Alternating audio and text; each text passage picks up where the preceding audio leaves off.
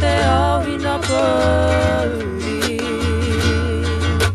E whakahane I te hunga matatahi. Tua turakina tia e ngā huatanga hua. Wawaira hei arahina tu. Mawai hei manaki. Mawai hei waha kia mahe ana te titiro.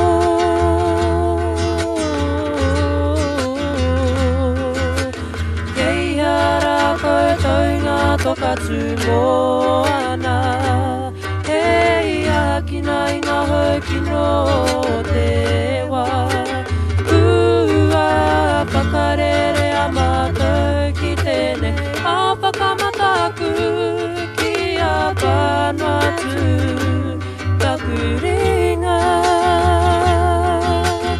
Oh e kimi kimi kou ana.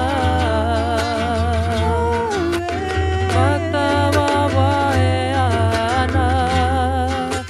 Kia hoki atura ki ngā maunga whakaruru.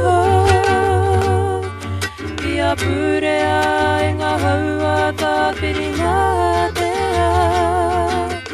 Whakarongora ki ngā kare o ngā wakapu.